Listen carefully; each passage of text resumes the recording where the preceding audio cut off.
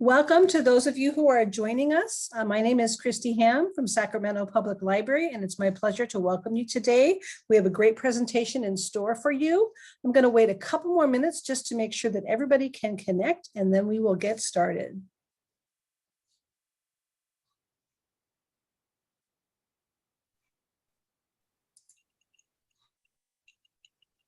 Feel free to let us know where you're coming from in the chat.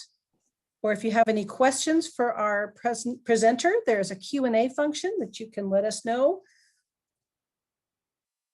We'll be doing question and answer at the end.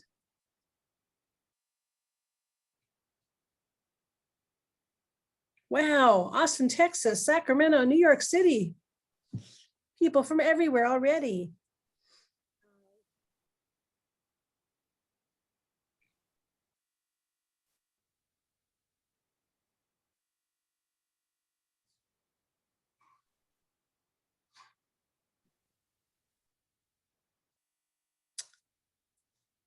All right, well, I guess I will go ahead and kick this event off because we don't want to hold back any more from our wonderful presenter. My name is Christy Ham. I'm the Youth Services Manager here at Sacramento Public Library, and it's my pleasure to welcome you today for this amazing Illustrator presentation from the wonderful Priess Glasser. She's going to share with us something about her journey in becoming an illustrator, tell us all about the wonderful things that she has done. And at the end, she's going to read her new book, Scapegoat. So we are so glad that all of you are here. We want to let you know a couple things before we get started. If you are part of the library's spring reading program, it's not too late to sign up. You can sign up and enter the books and minutes that you read and earn a free book just for participating. If you do, you can get extra points for coming to this event today. The special code that you put in is Glasser. So for those of you who are part of our spring reading program, make sure you get your points for being here today. And if you haven't joined yet, it's not too late. This is National Library Week. We want to celebrate all the work that libraries are doing to make their communities as accessible as possible. And so we are so glad that all of you can be here today. None of this would be happening without the support of our library superhero, which is Councilmember Mayor Pro Tem Angelique Ashby. She has been instrumental in bringing us this particular presenter. And with the support of her office, we are able to provide books to 100 people. The first 100 people that registered today got a free copy of the book today for coming. So we're so glad that we have a supporter of this magnitude here. So this event is hosted by Angelique, and we're going to let her take it from here. Well, thank you so much. Hello, friends. Aaliyah, my daughter, is here with me too because she's excited to hear Robin read her newly illustrated book. And I know you all are as well. I'm sure you can see that Robin is a character. She is full of personality, and I can't wait for you all to spend some time with her. I just want to say to you, thank you all so very much for being library supporters. As you know, our libraries are so special to our communities, not only because that's where we can go get books, but it's where we can make friends and where we have our programs. And as we come out of COVID here, we'll be spending lots of time again together in that library space. And I want to wish you all a very happy National Library Week. And while we're about to enjoy the Scapegoat with Robin, I will also want to remind you that we have another Zoom with Laura Numeroff this weekend on Saturday. You can check out the Sacramento Public Library's page for how to register for that as well. And so I want to tell you just a little bit about Robin. So Robin, even though where it says Robin and then has her name on the book, which you'll see in just a minute, it's pronounced a little different than how it looks. Her name is actually Robin Priess Glasser, which is a beautiful name. And I think this is going to be so fun. I cannot wait to hear. You all probably know this, but she is the person who draws the pictures. She's the illustrator for Fancy Nancy books. We like Fancy Nancy books, right? Those are so fun. And she got some of her inspiration for Fancy Nancy around her own career in ballet. I can't wait to hear about her being a professional ballerina. And then she's going to read to us her new book that she drew the pictures for, A Scapegoat. We have that, right? You want to give them a sneak peek? show them really quick. Sneak peek.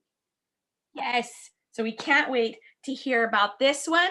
She has illustrated over 100 books. That is really a lot.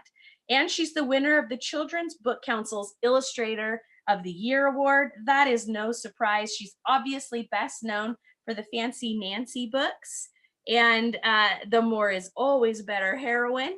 And she is also a New York Times best-selling series with the author Jane O'Connor. So we're going to give this to Robin, and she's going to talk to us all about a scapegoat.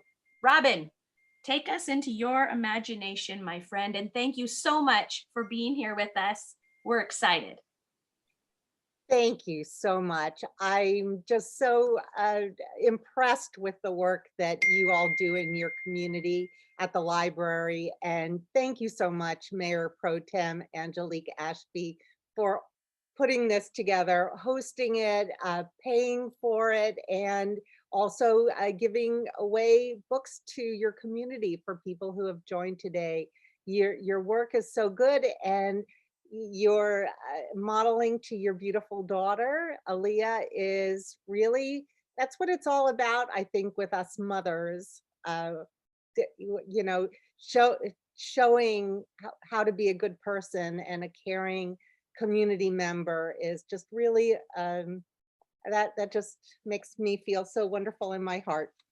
I also want to thank Susan Benson at the library and Christy Ham for hosting us today, and also Amanda for doing the hard work in the background. But I also want to thank my old friend Joan Mock, who I've known her for many years through her meeting her daughter when she was 5. And I don't know if you're out there, Joan, and hello, you guys. Thank you for putting us together. I'm going to share the screen now, so let me take a second to do this business thing and hit play. There we go. I hope you can all see the screen with the Scapegoat on it. That's my latest book of many books, as Angelique Ashby told you all. But I'm going to tell you a little bit about the journey of I guess, of how I came to doing Fancy Nancy, which ended up being the thing that I'm most known for, even though I did many other books. But she really, I don't know, people really know Fancy Nancy out there. So I am going to sort of start with Fancy Nancy because I want to tell you about where the ideas come from for anybody out there who's interested in being an illustrator or an author, or I don't know, I want to just inspire you to identify your passion and just to work towards achieving it, because really I feel that the harder I worked, the luckier I got in my life. And so as Mayor Pro Tem Angelique Ashby said, I was a dancer. So I worked 10 years before I got good at that. And then it was another 10 years after dancing was over that I worked really hard to become an illustrator. And the success really came after about 15, 20 years. So you have to give yourself time and just keep working towards your goal. And I believe that you will have some level of success if you just keep working at whatever you love to do. So that's basically my biggest message, and goodbye, thank you. No, I'm kidding. So I'm going to talk about being an illustrator. As you can see on the front of the book, this book was written by Jane O'Connor and illustrated by me. So I just want to make it really clear, I just draw the pictures. I don't write the stories. So the way it works in publishing is an author will write her story, her or his or her story. In this case, it was Jane. She wrote her story and it was sent to the publisher. When a book is still just the words on a page, it's called a manuscript. And don't you think that if a woman writes a manuscript, it should be called a woman-uscript. So anyway, Jane wrote the woman-uscript of Fancy Nancy, sent it to a publisher, and they hired me. And we created Fancy Nancy together, really. People ask me all the time, Robin, how did you come up with Fancy Nancy? And I always have to say, I didn't come up with Fancy Nancy, Jane did. I'm going to show you a picture of Jane. That's Jane and me. And we became very, very good friends after the first book was out. And then we went on national tours all around the country. We did 80 books together and probably toured for at least 25, 30 of those books, which means that we would go from state to state, go to libraries and schools and library schools and bookstores and read our latest book, meet all the kids who were buying the books and personalize their books and stuff. Once once COVID happened and we couldn't tour anymore, I just feel very lucky that this Zoom application came about so that I could reach many more kids this way.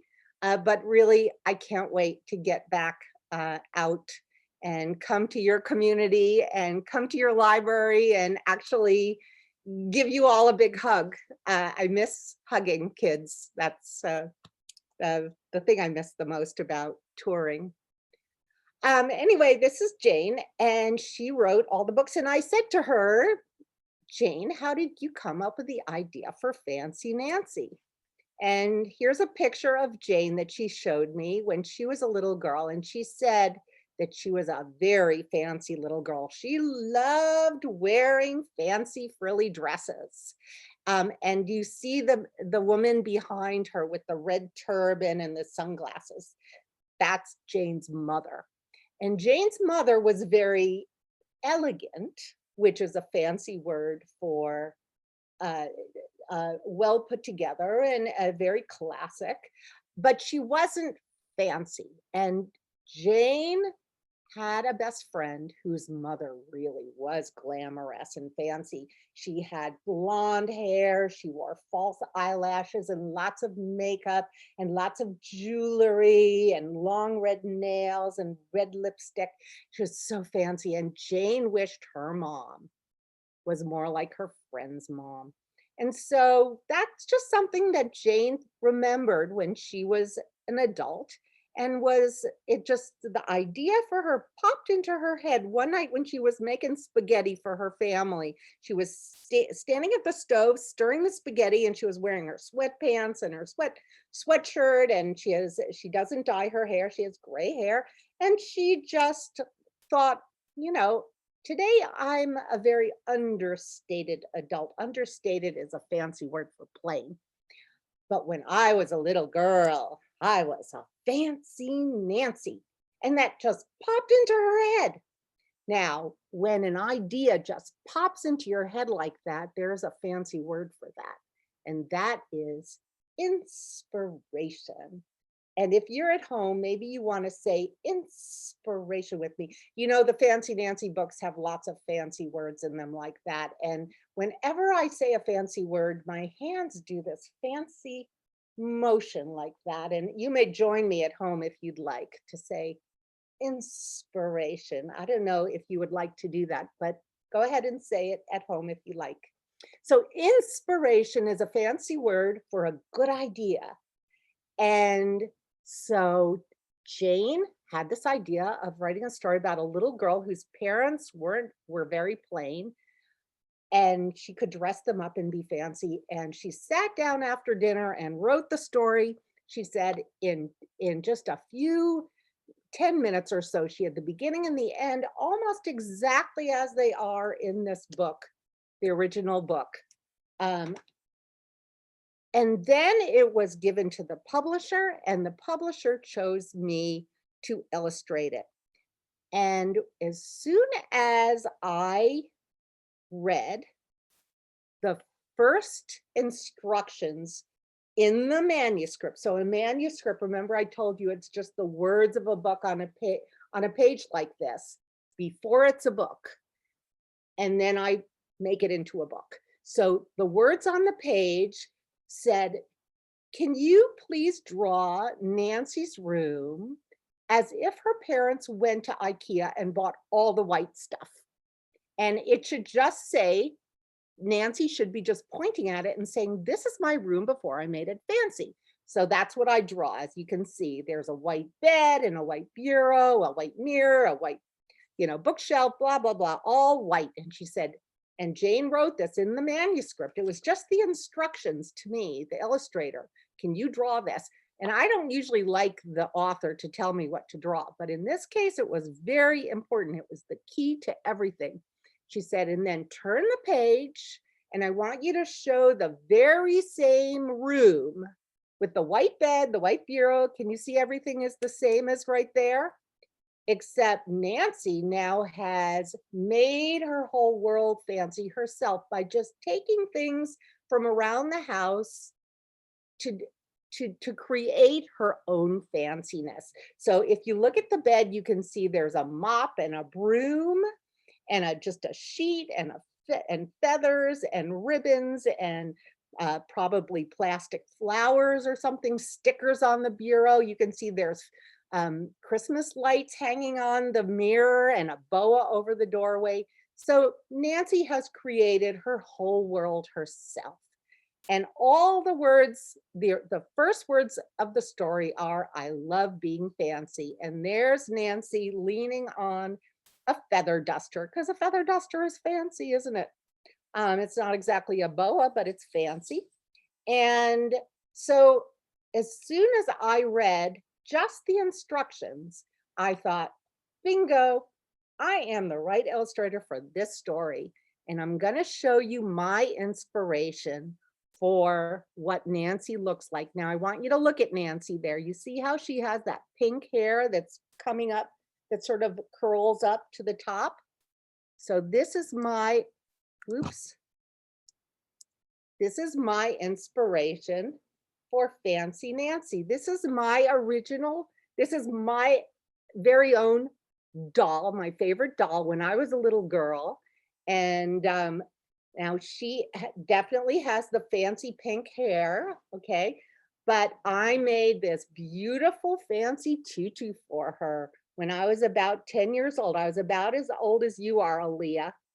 And I wasn't very good at sewing, so it doesn't quite close in the back, but you can see I made her some very fancy lace panties to go with it. I also made a whole troll mansion out. I took shoe boxes and I made the furniture out of Legos, and I took Play-Doh and I made all the food. I made her a whole wardrobe. So I had a whole troll fancy world in my head.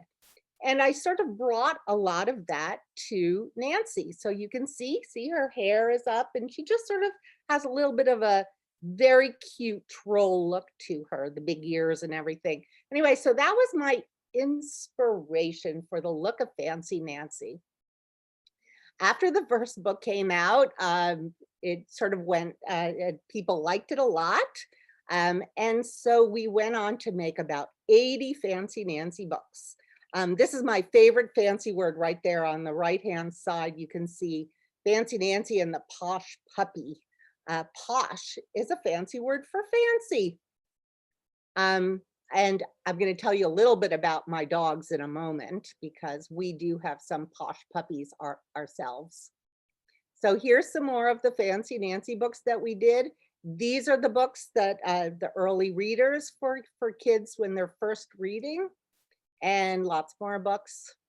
And then for the kids who are already good readers, like around 2nd or 3rd grade, we did a series of chapter books for older kids.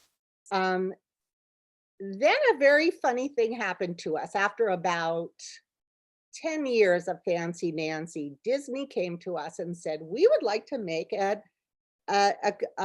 animated television series of Fancy Nancy. And that was a really wonderful experience, possibly the most magical one of my long career. helping to be involved with the creation of this TV series. And I don't know if any of you have seen this on the Disney Channel, but to turn on the television and see something that Jane and I created just from this inspiration. It started with the inspiration, and in the end, now we can see this character that we created singing and dancing and emoting with all this their whole world of friends on television is really sort of a whole life's journey for both Jane and myself. So it's been really incredible. The only problem is that Disney, after 18 years, Disney told us to stop making Fancy Nancy books because they wanted to make their own Fancy Nancy books based on the TV series. So, before I go with the Disney thing is, last year when Disneyland was still open, we went, my whole family, that's my husband and my daughter and my son, and we went to Disneyland and we met the life-size version of Nancy, and she has a little house there at Disneyland and Disney World. So that was quite a point, and just so much fun. But anyway, Disney asked us to stop making more books, and this was the last Fancy Nancy book that we made, Oodles of Kittens. And when I was on tour with the last book, I was so sad, and I thought, well, that's the end of, it was at that point, it was 18 years of making Fancy Nancy books. And I was a little sad. And I happened to be in Nashville, Tennessee, because I was on tour. As I explained, we would go from state to state. And I was in a bookstore called Parnassus in Nashville. And there was one of the women who owns Parnassus, and her name is Ann Patchett. And Ann Patchett happens to also be a very famous novelist. And I don't know if you can see me on the side, but these are, Bel Canto is probably her most famous book, and this one has won a whole bunch of prizes. This is her latest book, The Dutch House. So Ann, that's my other author, Jane. Ann writes books for adults. And I'm one of her I'm such a big fan of her stories. And so I was very excited to meet her, and I fangirled her. Oh, Ann, I love your work so much. And we sat down and had lunch together. And at the end, I said, have you ever thought of writing a children's book? And she said, nope, never thought about it before. But she said, but I have had some ideas. And she threw out an idea to me, and I thought it was adorable. And I said, you should write it down. So then I went on to Houston, Texas the next day, and I got an email from Ann with a wonderful story in it, and I loved it. And then I went the next day to another town. I think I was in Dallas, Texas, and I got another story from Ann. Every day, Ann wrote me a story. And at the end of my tour, I had 10 fabulous stories from Ann. So I called our publisher. We both happened to have the same publisher, HarperCollins, and they chose Lambslide to be the first book of ours together. So we did do Lambslide, but I'm going to tell you a little bit about our journey to Lambslide. So Ann Patchett, the day that I met her there at her bookstore, she always carries around with her dog, Sparky. Sparky is a really sweet, good dog, well-behaved dog, not like my dogs. So I will tell you about my dogs in a second, but Sparky is just her companion, and is always there, is very good. And a couple of the stories that Ann wrote were about Sparky. And so I drew a picture of Sparky, and I thought, oh, we loved Sparky, and we thought our first book together was going to be about Sparky, but it became about Lambslide. But I'm going to tell you guys a little insider information, because it not only applies to Lambslide, but our second book, A Scapegoat, which I'm going to read in a moment. look at the top corner there by the L. Do you see Sparky? And every page that I drew, I also snuck Sparky in to every little page. Even though this story is about lambs, I snuck Sparky into that story. So yeah, as you can see there, even though this page is about the lambs, there's Sparky in the background looking at the butterfly. So that's just some insider information. Anyway, the second book we did is a Scapegoat. I'm going to read that in a moment. And Sparky's also in that book, even though he's not even named. He's not a real character in the story. So now I want to tell you about my studio. I live in Southern California. I live south of Disneyland, about 20 minutes. So I live in San Juan Capistrano, and this is my studio. In this lovely picture, it's all cleaned up. Behind me, it's a little messy because I'm working on my next book. So there's all my sketches are all over the table there. So it looks a little messy, but anyway, these are my dogs. So this is Pablo with the blue hair, and that is Audrey with the pink hair. They're brother and sister, and they're a mess. Right now, my husband has them gated downstairs and far away from you all, because if they were up here, they would be jumping all over the screen and licking the screen and hitting me and saying, give me attention, give me attention. They are very needy of my attention. And I'll show you what they do if I don't give them attention all the time. This is what they do all the time. So all those sketches that are on the desk there, very often, if I'm not in the room, say I went downstairs to get some water, I come upstairs and they have pulled my drawings off and they're eating them. Now in this picture, can you tell that I'm saying, who did this? And yeah, it's always Audrey. Audrey's the taller looking one there.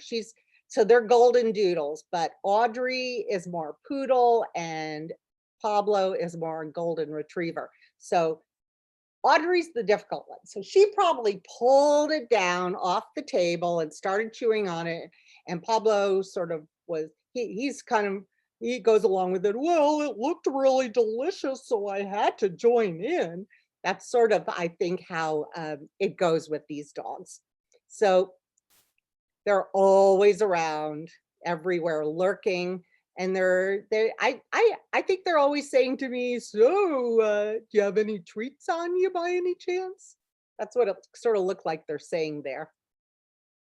Okay, now I'm going to get to the fact that I was a ballet dancer, and a lot of my work is based on the movements, the body language that I try to give my characters. And I very often go back to my dance career and the steps that I did to express feeling, I put into my drawings, into my characters as much as possible, because I think it just shows their feeling, their excitement. For instance, here, Nancy has made some sandwiches for her father. She's stuck in some frilly toothpicks to make them fancy for Dad. And I think that by her, that pose that she's handing him the sandwiches, it's sort of saying, Dad, sandwiches. And it's sort of a parade of sandwiches with the ribbons flying. You can almost hear a parade. You know, it's just a little more exciting than if she was just standing there holding a plate of sandwiches. So that's what I sort of try to bring to my characters, a lot of my dance expressions and poses. For instance, in this image, Nancy was going to dress up her parents with all of the accessories from her room. So she goes in her room and she comes leaping into their room, carrying all the accessories. And if I just had her walk in instead of leaping in, I think that it wouldn't have looked as here she just looks so excited to do it. And I think the leap really helps to show that expression. So that's why I do what I draw my characters like this. I use everything that I've ever seen or heard or thought about, but usually it's something visual that I've seen in my life. I remember it and I bring it to the page. So it's a whole lifetime of being curious and paying attention that I bring to the page. So for instance, in this ballet, it's hard to see, but I'm wearing a really big black hat with a tall black feather. And I remembered that when Nancy was dressing up her parents with things around the house to go out to dinner to the pizza parlor. And so I took, if you look on Mom's head, Nancy at the beginning of the book is wearing a little tutu that I plopped that on Mom's head to make the big hat.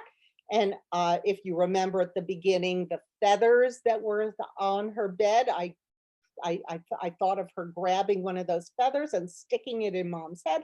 And voila, you have a fancy hat from things that you found around the house. So I also remember my things that I to children that I've met. This is my niece, Jessie. And this is not Halloween, by the way. I think this is kindergarten. Jessie loved to go to kindergarten, all fancy, dressed up. And so here she is as Glenda the Good Witch. And I remember when I was going to draw this picture, it says a princess is supposed to keep her tiara on. And Nancy is doing not a very nice thing. She's taping that, it looks sort of like a Burger King paper crown. She's taping that crown to little Jojo's head. And it's probably going to pull out Jojo's hair. So I wanted Nancy to be dressed sort of like Glenda the Good Witch, because I just thought that was a sort of funny, ironic outfit for her. So I remembered this photo of my niece Jessie and I copied that outfit. I remember Jessie also, this is Jessie when she was learning how to snorkel, and she was very proud of her new snorkeling outfit. So I stuck Jojo in that little snorkeling outfit too. So I just try to bring, I remember things that I've seen.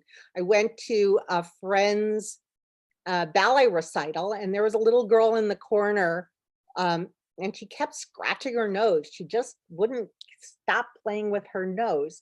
And I just snapped a picture of that and used that in this picture that I'm drawing here. I think that kids are, you know, we're all always wiggling and moving and stuff. So I try to have the kids looking a little natural that way by not just standing there flat. So when you draw a picture, I'm just trying to inspire you all when you're drawing, you're drawing to think that how people actually move a little bit. Sometimes the poses that I've come up with are complicated and I'm not quite sure how to draw them. So then I have a friend come over and I dress them up in this little girl posed for me.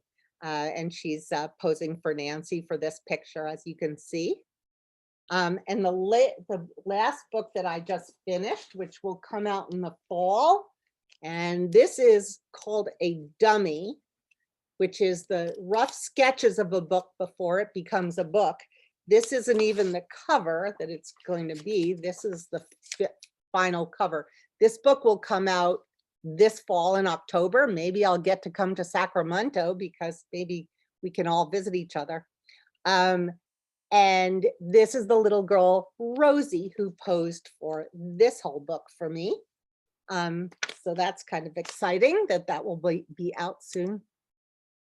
This little girl, Catherine, posed for a scapegoat. And you can see, she lives in New Orleans, actually. I met her in New Orleans many years ago.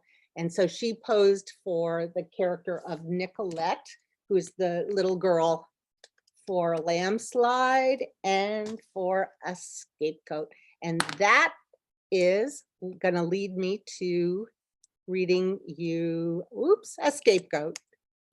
But I did want to end by saying that Frenchie, who is Nancy's dog, is based on my dogs, Audrey and Pablo.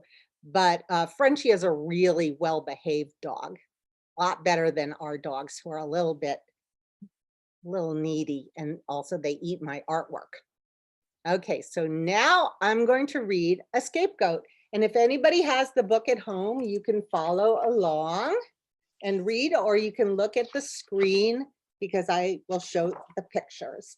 So okay, I'm going to start by telling you a little bit about the language. So in Fancy Nancy, in that whole series, what Jane O'Connor brought to the series are these fancy words. And so instead of just saying, it was a good idea, she'll say, it was my inspiration.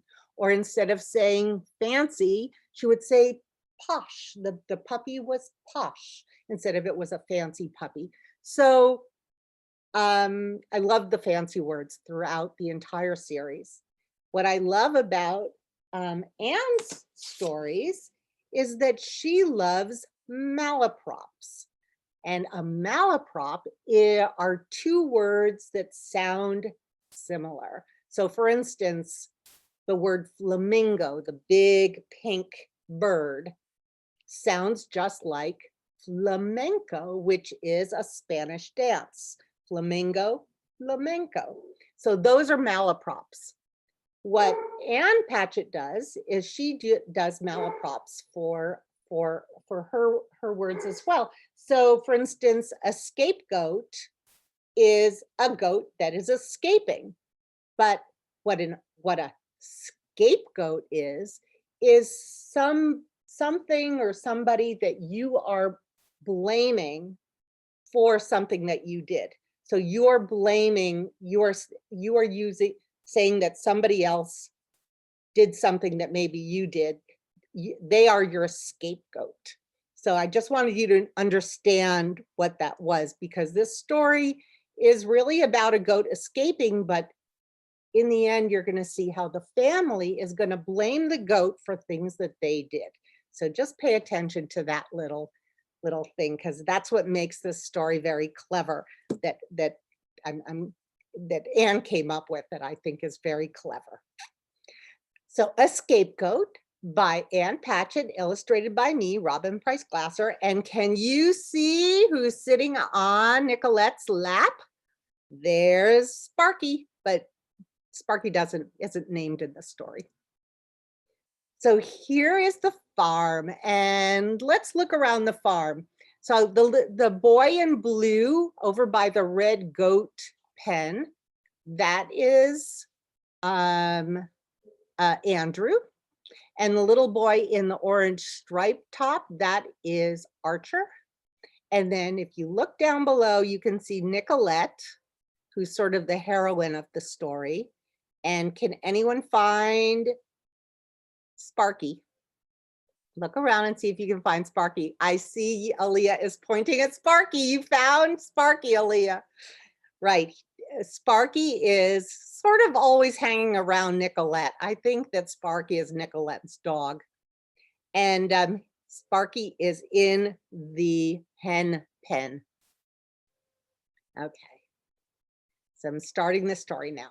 Once there was a goat who lived in a pen on a farm. He played hide and seek with the chickens on the other side of the fence. He ran in circles until he got dizzy and watched the clouds spin overhead. He slept in a soft bed of hay, which made a great snack if he got hungry late at night. Wouldn't that be fun if you got hungry in the middle of the night and you could just break off a piece of your bed and it tasted like pizza or something? That would be delicious. Good morning, goat. Oh, does anybody see Sparky there? Just asking. It was a perfectly nice life, but he was curious about the greater world, so he decided to escape. The goat went to see the horses and the cows. He ate a cabbage from the garden. He scratched an itch on a pig's back because the pig couldn't reach it himself.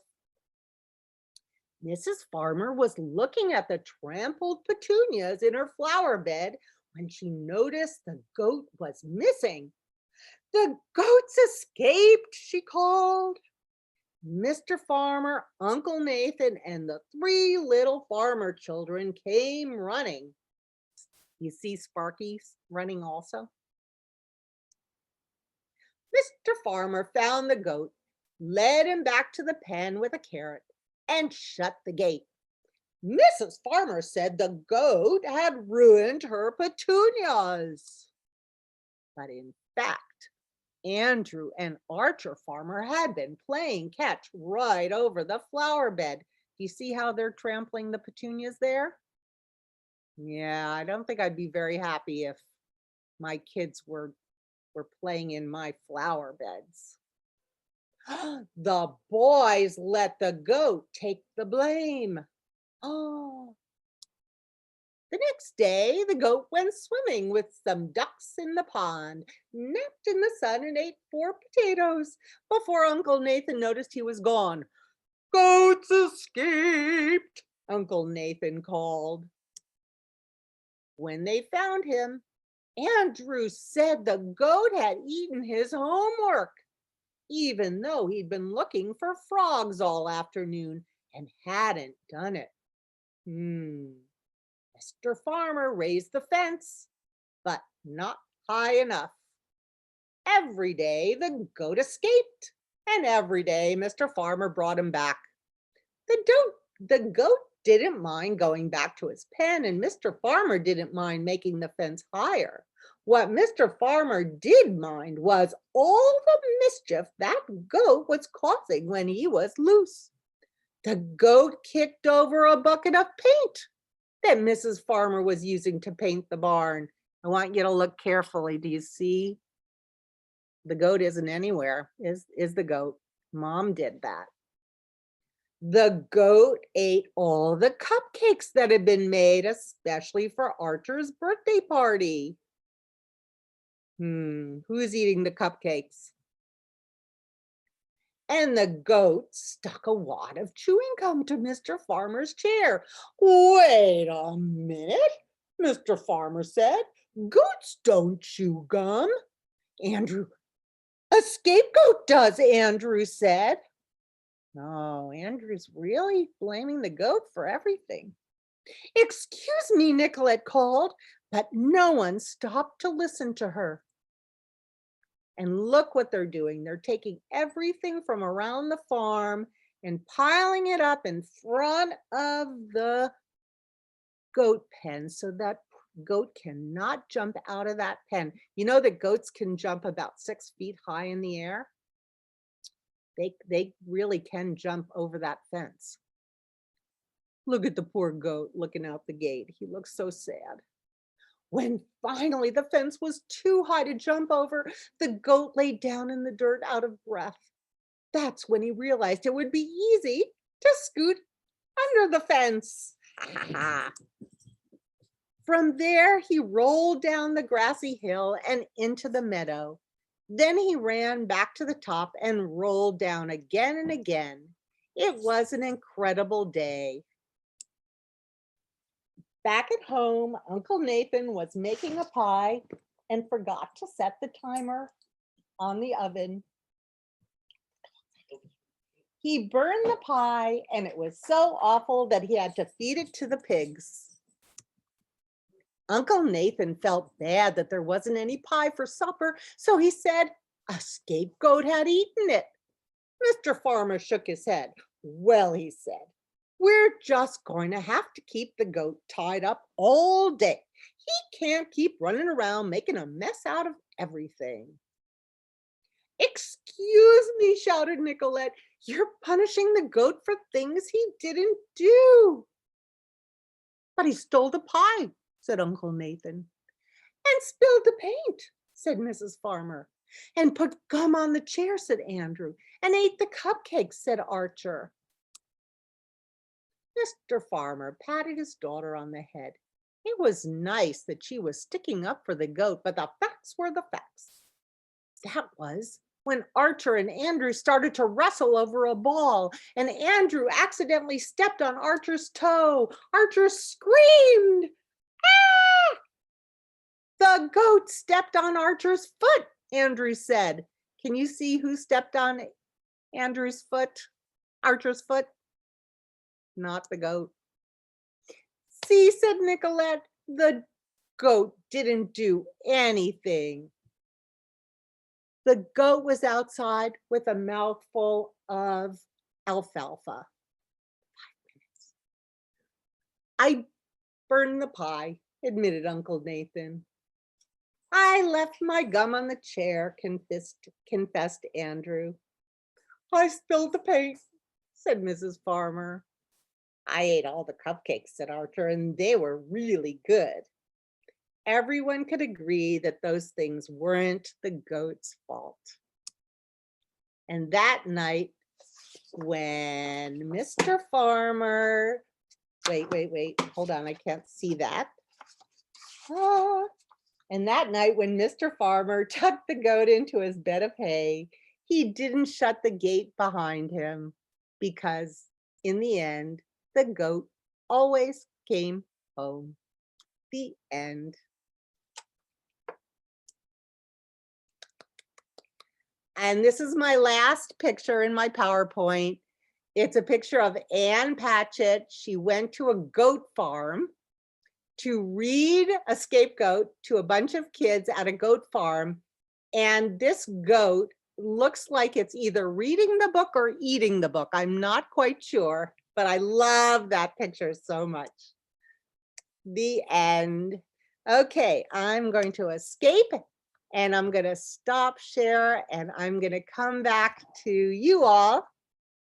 And now, Christy, we can open up for questions. Okay, if anyone has a question for Robin, you can put it in the question and answer or into the chat and we will go ahead. I saw one question earlier. Let's see.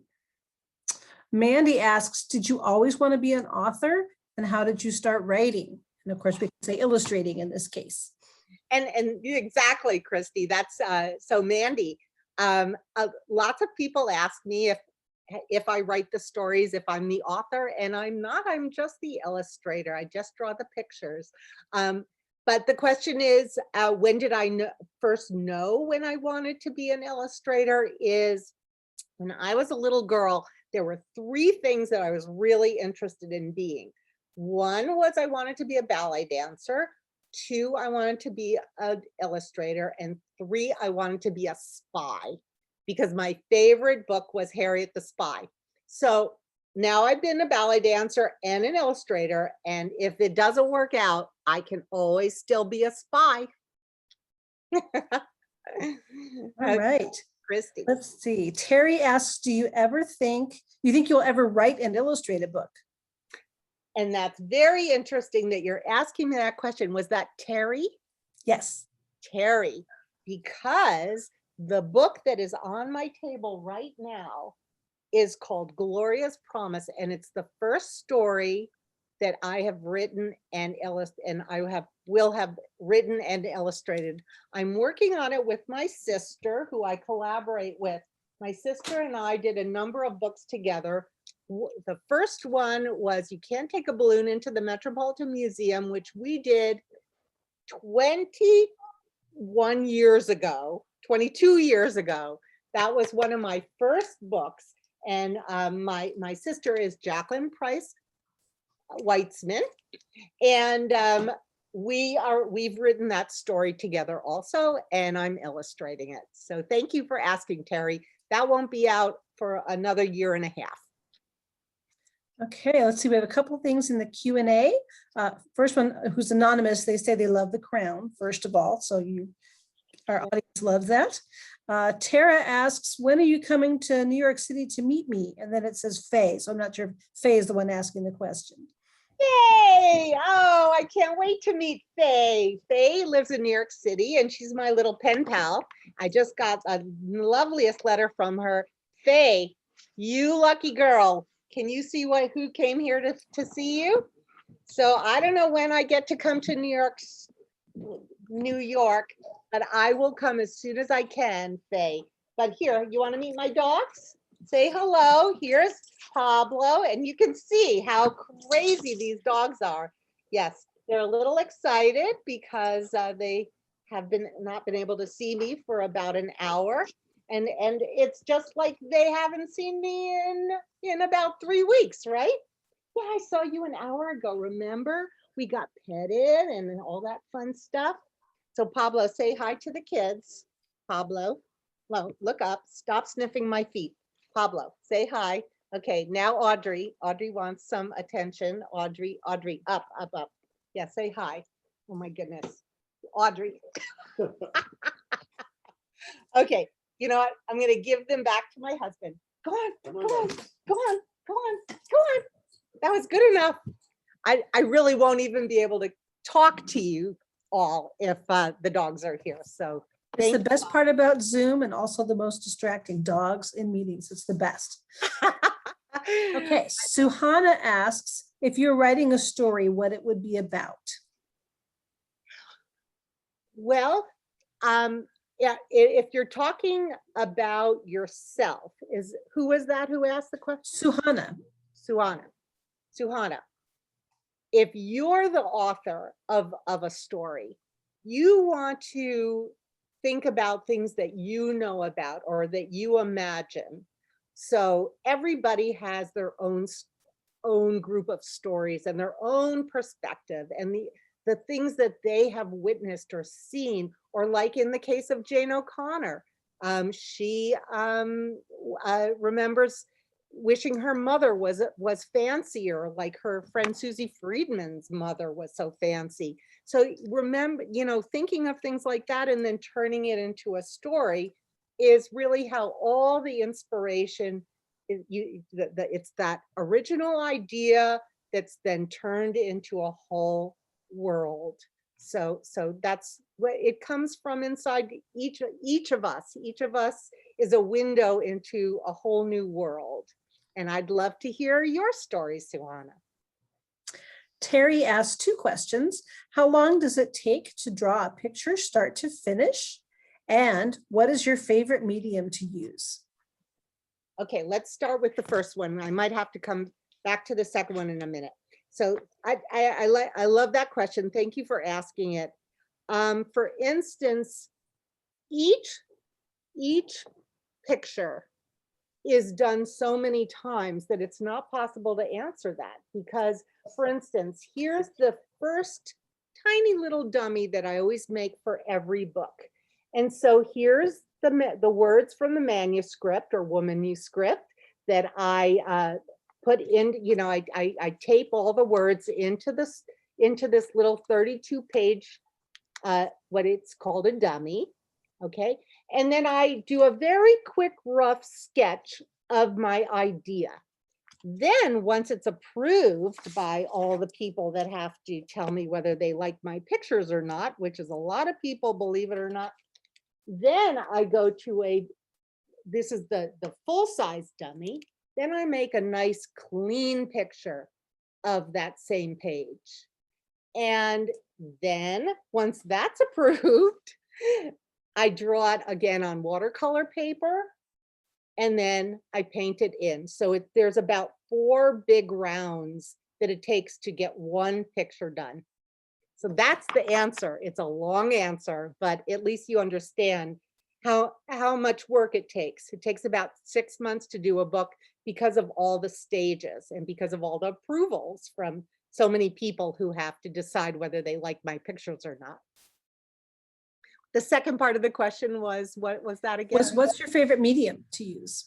I always sort of do the same thing, which is pen and ink. It's just, I use a micron pen because it's basically a pen like this, easy to use, and I can watercolor over it without it bleeding. Okay, let's see. Rita asks, is there an author that you wish you could illustrate a story for? I wonder if that's my friend Rita who lives in Austin. I wonder if it is. Is that Rita from Austin? Does it say? I don't know, because I knew that my friend Rita from Austin was coming today. Hi, Rita. Is there an author I would like to work for? Yes, Michelle Obama, just because I want to meet her. That's, I don't know. I love everybody. Rita says, yes, it is your friend Rita. Hi, Rita. And our next question is from Antoinette. She says, have you ever made magazine art? Did I? No. Yes. My very first published art was in 17 magazine. When I was a little girl, there was a magazine called 17 magazine for teenagers, and they had a fashion illustration, you know, a national sweepstakes kind of thing. And I sent in my fashion drawings and they were put in the magazine. It was my first published pictures when I was like 16 years old. And I think that really helps to, if you're interested in becoming an artist or an illustrator, you know, trying all kinds of things like that to build your portfolio is important. And plus it helps with confidence. Okay, and Joan asks, when does the ballet book come out? And I bet that's my friend Joan Mock. Hi, Joan. The ballet book comes out October 19th, and I wouldn't be surprised if Joan was going to twist my arm and say, please, please come up to Sacramento so that I can say hi to all you kids. And she might be able to convince me to come up to Sacramento. Hi, Jess. I wonder if Jess, her daughter, is here. Anyway, go ahead. That's all the questions I see right now. If anybody else has any more questions in the chat or in the Q&A function. Oh, let's see. Atish asks, how old were you when you started drawing? I started drawing as soon as I could hold a crayon. I was constantly trying to, actually earlier, let's see, my mother likes to tell the story of buying a brand new yellow linen couch for the living room. And there was some black paint out that she was painting something. And I painted the yellow linen cushions black. I was about 3. So I guess I started painting when I was 3. Making an impact. Yeah, I think she was thrilled. The world is your canvas. Yeah. Kids at home, don't paint your mother's couch. Sorry, I should not have told that story. Very bad idea. Robin asks, what's the name of the book on your table? Right, that I'm working on right now. I wonder if she's asking about what's on my table over here. Yes, that's what she says. Yes. Yeah, okay, so this is the book I'm just sketching out now, and you can see, I'm going to show you the back here. This is what makes everybody who's an author and everybody who's an illustrator shake a little bit. This is the scary thing, is the blank page. Trying to imagine what goes on that blank page. But earlier are the sketches. So I have been able to fill in those sketches. So Glorious Promise, which will come out in 2022, is also a dance story. Because I was a dancer, I was asked by American Ballet Theater and Random House to do a story about my experience of being a young dancer. So I've written a story about a little girl who goes to audition for American Ballet Theater, which is what I did. So I'm taking a story from my life and putting it into a book for the first time. That's terrific. I see there's some comments. I just want to open up chat myself because I'm seeing things like, will you ever write? Woo, woo, woo. And I can see Audrey and Pablo. How long is it? Yeah, what's the name of the book? Yeah, I like the sketches. So that's fun. I just wanted you all to know that I'm looking at your chat so I can see when people have said that they like something, and I can see where you're from. So Tara Mora and Faye Mora, they're in New York City, and Rita, hi from Austin. Okay, any other questions, anybody? I think that's all we have. Before we end, I wanted to double check with Councilmember Mayor Pro Tem Angelique Ashby and see if she has any parting words for us, because this has been a wonderful event and we would not have been able to have this without the support of Councilmember Ashby in your office. We just want to say thank you to you, Robin. You are a joy. And some of my staff is on this call too, listening, and they have texted me at least 20 times. We have to get her up here. We want her to come. And I too want to thank Joan Mock. She's also my friend and the reason we have Robin here today. Joan and her daughter Jessica have been into meeting authors and illustrators for many years, and Robin is her favorite illustrator and told me, you have to get her up here. The kids will love her, and you did not disappoint. Thank you so much for joining us, Robin. I saw that there were a number of people from all over. I think the farthest person away I saw in the chat was someone from India. And I just want to say thank you. There's Miami there, and lots of people, of course, from Sacramento. So Robin, we will look forward to hearing your new book live and in person in about 18 months. We hope you'll come back and see us. And Christy and the Sacramento Public Library staff, Amanda, Rivka, everyone, thank you so much for helping make this happen for the folks who got to tune in today. Thank you all for participating. Thank you, everyone. And Aaliyah, do you want me to come up to Sacramento to come to your school? Okay, we'll try and make that happen. Okay, we'll talk to Joan about that, and your mom, who seems to know how to make things happen. So we'll work on that. Okay. Well, thank you everyone for joining us. Thank you, Robin, for a wonderful afternoon, and I hope to see some of you on Saturday for our next author visit for National Library Week. Thank you so much for being here. Thank you, everyone. Bye.